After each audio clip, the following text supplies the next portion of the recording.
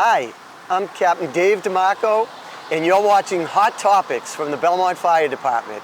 Here with me today is Fire Chief Dave DeStefano, and on today's show we're going to be talking about AEDs, CPR, and what you know can save a life. We're also going to be showing you our new bike unit. But first, we're going to hear some recent news from Fire Chief DeStefano. Chief DeStefano? Thank you, Cap. Belmont Fire Department is having an extremely busy summer in all our measures of activity. First and foremost, our incident activity in June and July compared to the same period last year is up by a dramatic 20%. In addition to responding to more calls for service, we've developed and implemented a very robust program of community engagements at local events, like block parties, summer activities at day camps. We've even reached out with educational material to the Belmont Farmers Market. In the upcoming early fall, we plan to partner with other local community groups at various Touch-A-Truck events. And our fall open house is scheduled for October 1st, so look forward to more information about that. Our outreach initiative has also included recruiting potential new firefighters from the community. We've recently held a recruitment open house with the cooperative efforts of the Mass Civil Service and the Belmont Human Resources Department. The goal of the open house was to expose potential new firefighters to what the Belmont Fire Department has to offer and give them their best chance to navigate through the employment process to success. I'm very pleased with the number of attendees as well as their sincere interest in the Belmont Fire Department. In addition, our Fire Prevention Division, under the command of Captain Robert Woolner, oversaw the distribution of 175 smoke alarms to Belmont residents. These alarms were acquired through the Department of Fire Services and supplied by the City of Boston at no charge to the town of Belmont. All the smoke alarms were distributed in less than 4 hours. Although this was a one-time offering, we'll continue to look at innovative ways to increase our education and prevention efforts throughout the town. And finally, I'd like to invite residents to attend our 9/11 Memorial Observance here at Fire Headquarters, of course on 9/11 at 9 a.m. We've held this observance every year since the first anniversary of 9/11, and we'll never forget to honor those killed on that day, including our Belmont residents. Thank you and stay safe. Thank you, Chief. First up, AEDs. AED stands for Automated External Defibrillator. Knowing when and how to use one can help you save a life. There are 5 defibrillators located in each of the 5 parks in Belmont.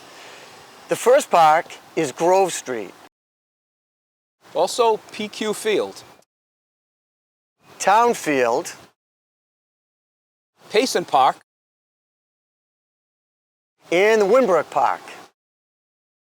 and an AED will also deploy with the EMS bike unit.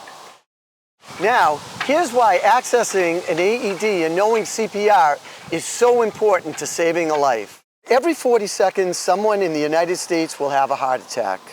In 2019, cardiovascular disease was the #1 cause of almost 900,000 deaths in the United States. There are more than 356,000 out-of-hospital cardiac arrests annually in the U.S., and nearly 90% of them are fatal, according to the American Heart Association. When should you use an AED? Here are some signs and symptoms of someone who may be having a heart attack. Chest pain, pressure that may feel like tightness, pain, squeezing or aching, pain or discomfort that spreads to the shoulder, arm, back, neck or jaw, or teeth, or sometimes the upper belly. Cold sweats, fatigue, heartburn or indigestion, lightheadedness or sudden dizziness, nausea, shortness of breath. There are also differences in symptoms between men and women. Captain DeMarco would like to explain for us. Thank you, Chief. Although men and women can experience chest pressure, it's important to know that women can experience a heart attack without any chest pressure.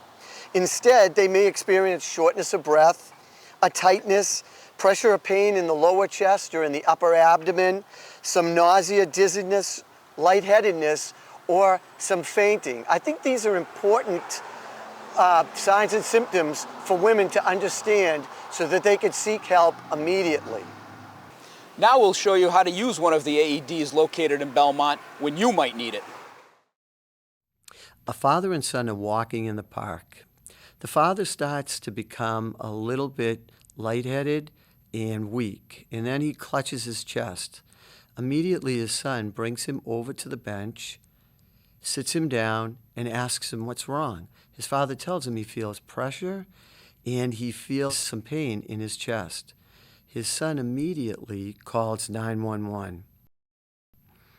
A trained dispatcher will answer and ask you some questions.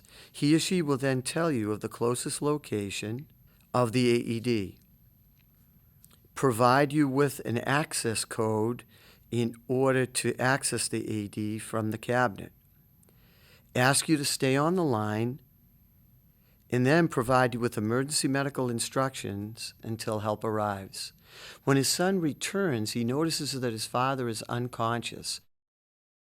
So he moves him down to the ground, and then he takes his shirt and exposes his chest so that he can turn the AED on and then place the pads onto his father's chest. He removes the backing from the pad so that the pad can now adhere to the chest, and he does the same to the other side. And once he's done with that and he smooths the pad down, he starts CPR. While he's doing compressions, the dispatcher has already dispatched the fire department and the ambulance arrives on scene. Upon their arrival, they see that they have a person down in the park and someone doing CPR, and the fire engine also responds with the ambulance and all the medical team. The firefighters now start emergency care. One firefighter is providing high-quality CPR while another is managing the airway, and another one is attaching what's called the Lucas device, which actually pushes down on the chest and takes over CPR. Two of the firefighters return to the ambulance and grab the stretcher.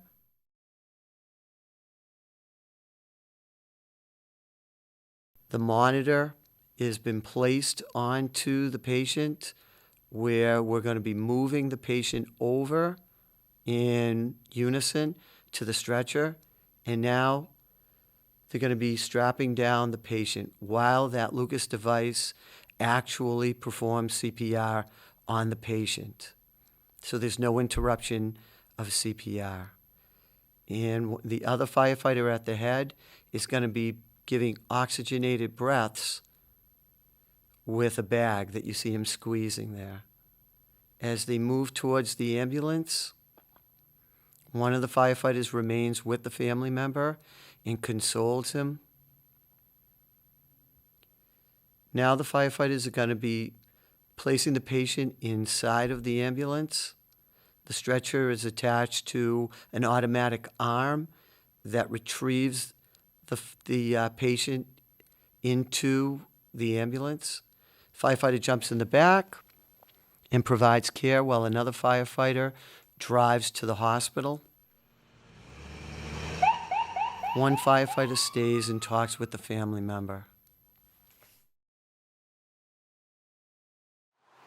We hope you found that video helpful.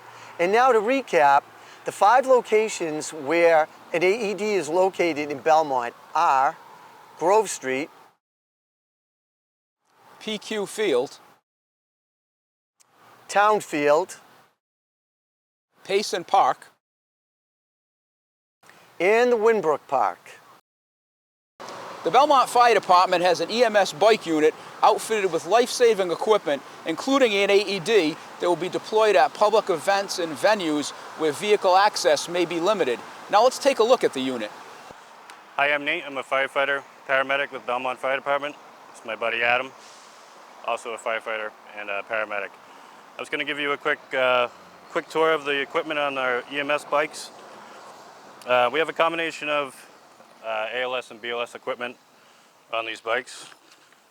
Just in this top area, we have a bag valve mask, with a bottle of oxygen and some basic life support, some airways. Here also a pediatric bag valve mask to help anybody who's having problems breathing. We can assist them. We also have some oxygen supplies, some nebulizer supplies for any of our asthma patients. In this section over here,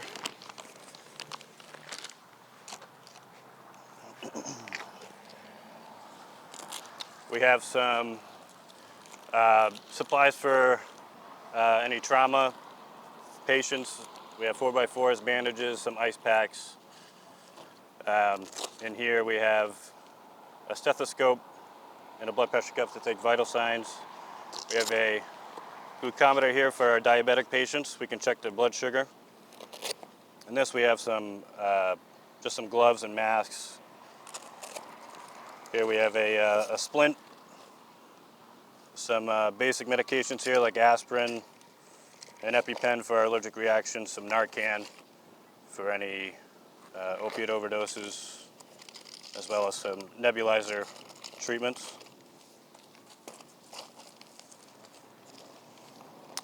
Down here we have some supplies for our trauma patients, any penetrating wounds like gunshots or stabbings, a tourniquet for any severe bleeding.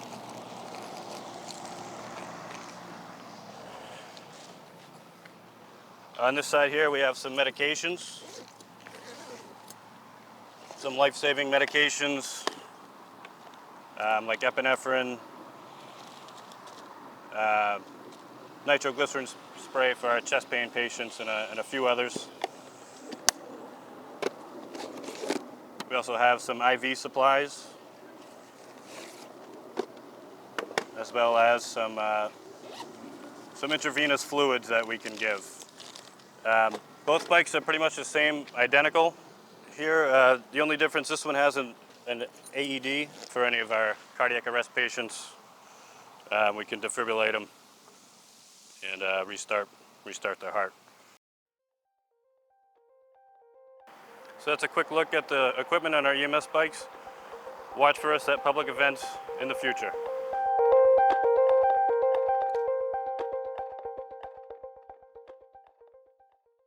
That's it for today's episode of Hot Topics. We hope you found it helpful.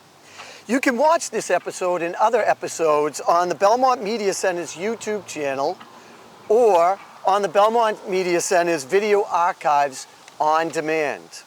Thanks for watching. I'm Captain Dave DeMarco. And I'm Chief David DeStefano. See you next time on Hot Topics.